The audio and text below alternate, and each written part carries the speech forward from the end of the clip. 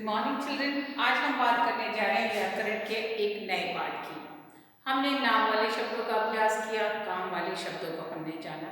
नाम वाले शब्द यानी कि संज्ञा और काम वाले शब्द यानी कि क्रिया। अब संज्ञा के तीन भेद हो गए। नाम के आधार पर हमने उसे व्यक्तिवाचक, जातिवाचक, भाववाचक में बांट लिया। सर्वनाम शब्दों को जाना, नाम के शब्दों की जगह पर वो प्रयोग किए जाते हैं। क्रिया को जाना। अब हम लिंग और वचन का अभ्यास करने वाले हैं।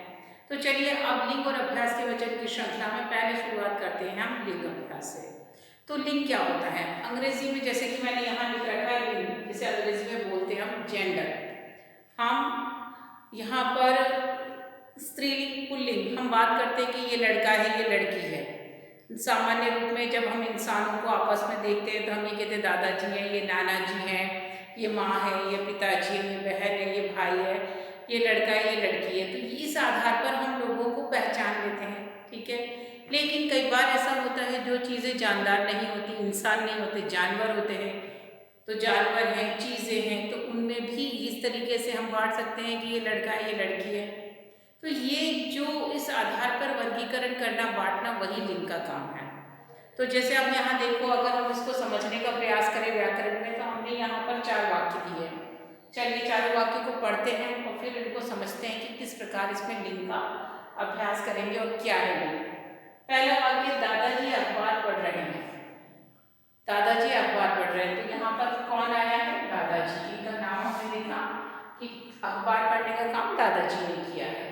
फिर नाना जी सैर पर, नानी जी सैर पर गई हैं। नानी जी एक काम कर रही हैं, वो सैर पर गई हैं, ठीक है। तो यहाँ पर नानी जी आ गई। फिर है मोर नाच रहा है। कौन नाच रहा है? मोर नाच रहा है। फिर एक वाक्य दिया हुआ है, गाय घास खा रही है। कौन घास खा रही है? गाय। तो यहाँ पर हमने देखा दादाजी, नानी जी, मोर और गाय, हमारे पास 4 नाम आ गए।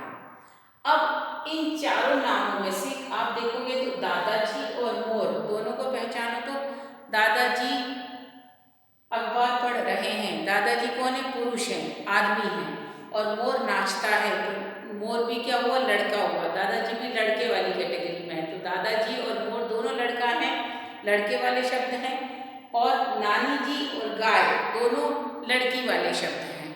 तो ऐसे शब्द जो लड़का के लिए प्रयोग किए जाए, लड़का यानी पुरुष, लड़का यानी पुरुष, और लड़की यानी स्त्री। तो जो शब्द पुरुष के लिए प्रयोग किए जा रहे हैं वो पुल्लिंग, और जो स्त्री के लिए प्रयोग किए जा रहे हैं लड़की के लिए वो स्त्रीलिंग। तो हम देख सकते हैं कि ऊपर दिए गए वाक्यों में दादाजी और मोर पुरुष जाति का और नानी जी और गाय स्त्री जाति का बोध करा रहे हैं।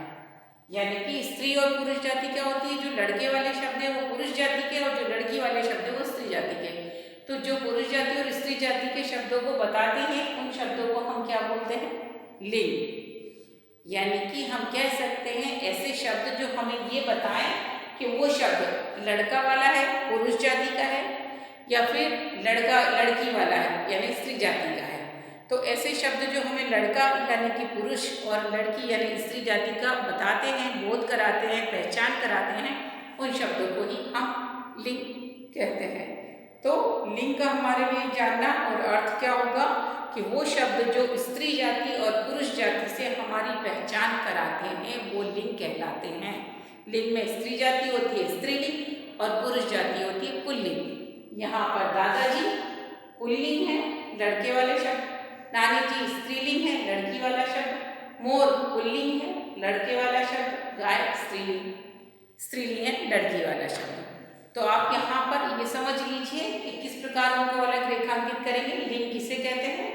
अंग्रेजी में लिंग को जेंडर बोलते हैं। लिंग वो शब्द होते हैं जो पुरुष जाति और स्त्री जाति का बोध कराते हैं, और उसके ये उदाहरण हैं। सिंपल। इसके बाद हम लिंग के कितने भेद होते हैं, उनको कैसे बदलते हैं और उनके उदाहरण क्या हैं, उनके बारे में हम विस्तृत में चर्चा करेंगे। लेकिन अभी हम कैसे शुरुआत करेंगे? परिभाषा। पहले बात तो समझिए कि वो क्या होते हैं और उन्हें कैसे पहचानते हैं। तो इतना अभ्यास आपको हमने आपकी ग्रामर की बुक में पहले भी लिंग संबंधी अभ्यास टेक्स्ट बुक के पीछे भी आते हैं, उनको भी समझना है। पाठ में अलग अलग शब्द आते हैं। और इतना ही नहीं है, जो चीज़ें जानदार नहीं होती, कुर्सी रखी है तो वो स्त्री है, तो स्त्रीलिंग है। दरवाज़ा खुला है, दरवाज़ा खुला महिला है तो वो पुल्लिंग है, तो पुरुष वाला शब्द है। तो बेजान चीज़ों में भी लिंग होती है। तो समझिए इस अभ्यास को, हम आपको और आगे इनसे जुड़े हुए उनके भेद और विभिन्न उदाहरणों के साथ लिंग संबंधी अभ्यास कराएंगे। आप हमारे साथ जुड़े रहिए और ये जो आज लिखा है विभिन्न उदाहरण और परिचय को कॉपी में लिपिबद्ध कर लीजिए। हम मिलेंगे आपसे अगले मॉड्यूल में लिंग के विभिन्न भेदों के साथ और उनके उदाहरणों के साथ। तब तक के लिए stay home, take care, stay safe.